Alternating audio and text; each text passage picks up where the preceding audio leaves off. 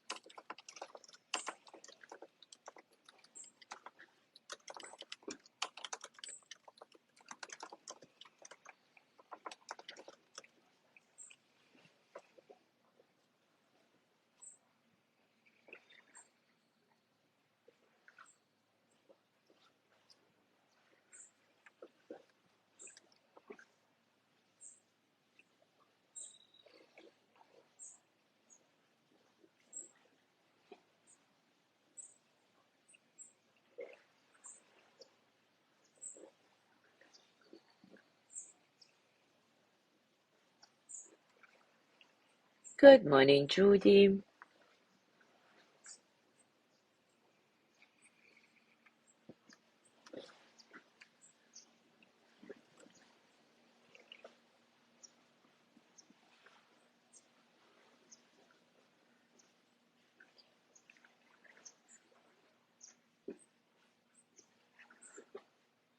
Good morning, Gina.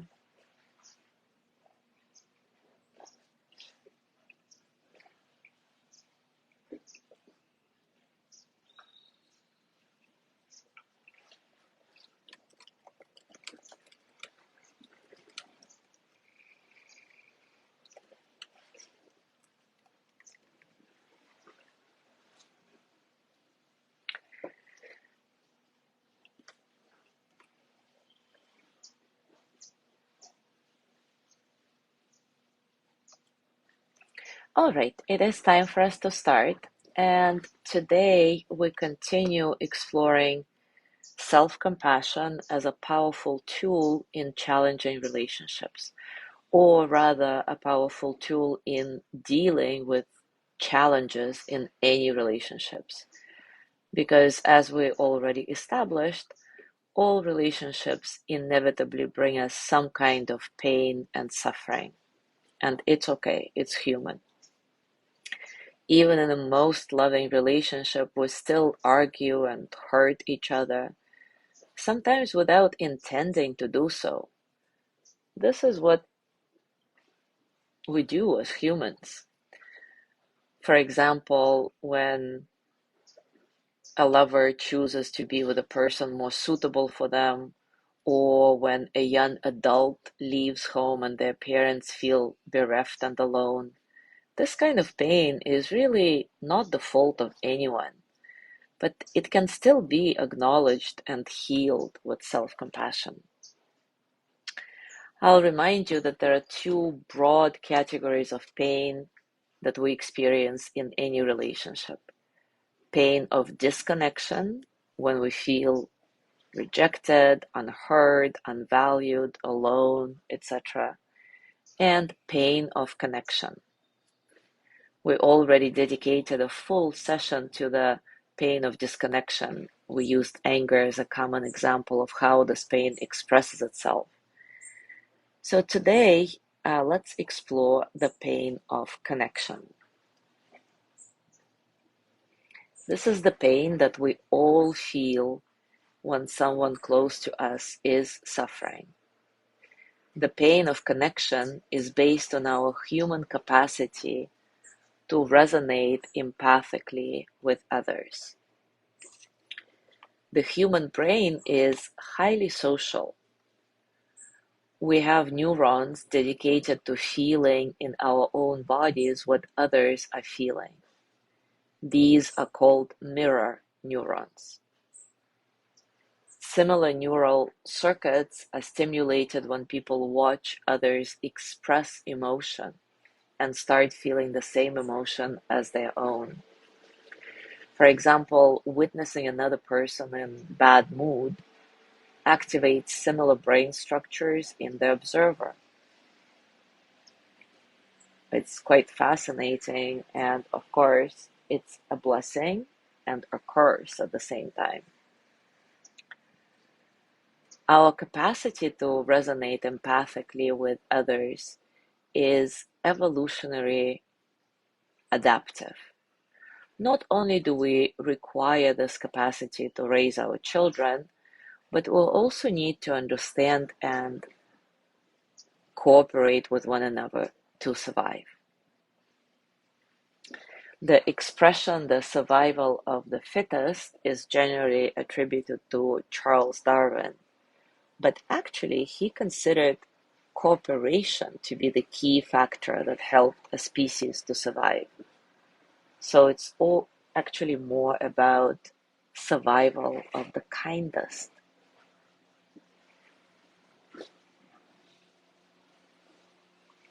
Emotions are contagious.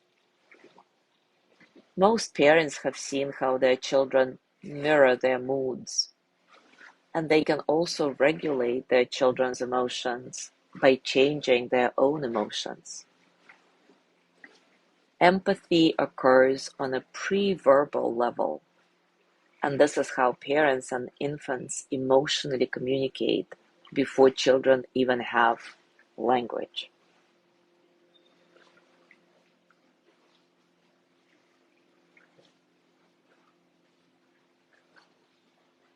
Emotional resonance also occurs in intimate partner relationships. For example, imagine that your partner has returned home in a good mood, but you are in a bad mood. And you try to hide your mood and don't say anything about it. Still, your partner subconsciously notices your bad mood and asks, "Now, grumpy, what's the matter?" And you say, "Me? What's the matter with you?" So, despite our best efforts, it is very difficult to hide how we really feel. or to inhibit emotional contagion, because it is pre-verbal. We are influenced by a wide variety of subtle communications, such as twinkling eye, a long sigh, or a slight shift in the tenor of our voice. So we are inevitably responsible for the moods of others, at least partly. But others are also responsible for how we feel. Isn't that something?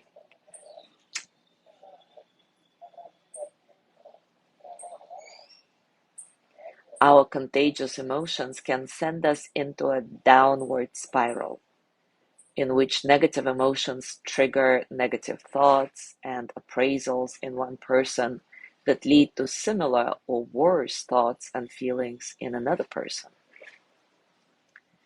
The good news is that self-compassion can interrupt a negative cycle and start an upward spiral instead. When we cultivate compassion, engendering feelings of kindness and concern for ourselves and others, our improved attitude can lead to positive thoughts and interactions with others. So let's see how the basic practice of self-compassion break can be used to change the tone and direction of a conversation. Of course, this is really a practice for two people having an interaction, but we'll just imagine the other person for now. And when you go about your day, try to apply the same concept to your real interactions with people, whether it's your partner or anybody else you encounter during your day. So take a comfortable position, and as always, take a few moments to settle in.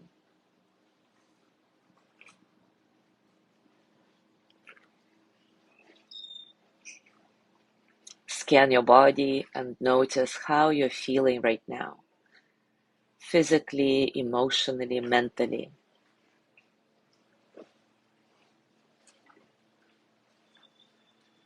How are you really? Allow your breath to be easy and comfortable, completely natural. Don't try to force anything. Simply observe how your breath flows in and out of your body, how your body moves with the breath.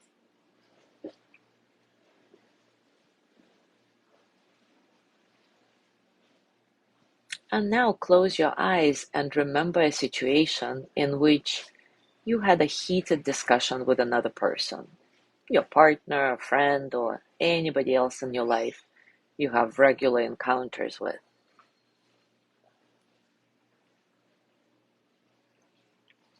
Remember what was said by both of you. Remember how it felt in your body and what the outcome of this heated discussion was, emotionally, physically, mentally.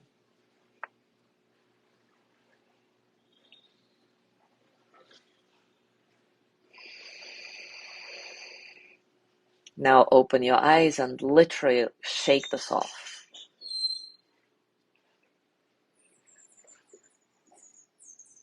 Let it go. Now close your eyes again and imagine yourself back in the middle of that interaction, that heated discussion. Though this time you're going to do a self-compassion break practice to interrupt the pattern of downward spiral and create a pattern of upward spiral, hopefully. So imagine that something is being said that hurts you in some way. And instead of lashing out in anger or frustration or shutting down completely, whatever your pattern is, remember that you have the option to do something different this time. For example, you can excuse yourself from the conversation for a few moments. Go to the bathroom or go get a glass of water and use this little break to practice self-compassion. Gently put your hand over your heart or another soothing place on your body and silently repeat to yourself, "This is a moment of suffering for me. This is hard. Suffering is part of any relationship, though. I am not alone in this. May I be strong. May I give myself the compassion I need."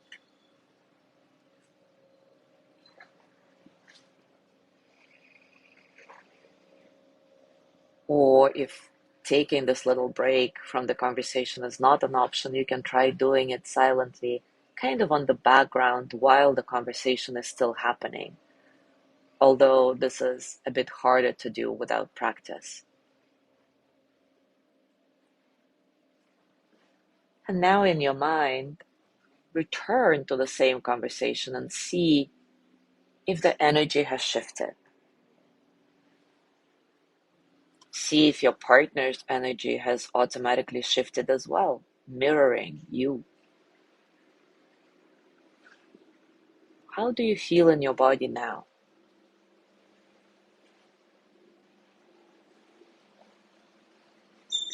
What do you want to say to your partner now?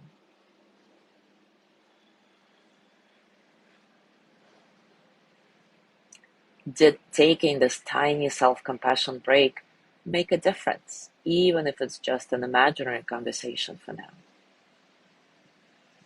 Maybe yes, maybe no. As everything, it takes practice. But I know it's really worth trying in your real life interactions because it does have the potential to change the direction and the tone of a conversation. So as you go through your day today, notice when you get kind of contaminated by someone else's negative emotions, or when you are the source of this contamination. And see if you can move the energy of your interaction into an upward spiral just by taking a tiny self-compassion break. Whether while the conversation is going on or taking a literal break to go to the bathroom or get a glass of water in the middle of the conversation whenever you feel that it's too much. As always, if you're inspired to share your experience, it's super welcome.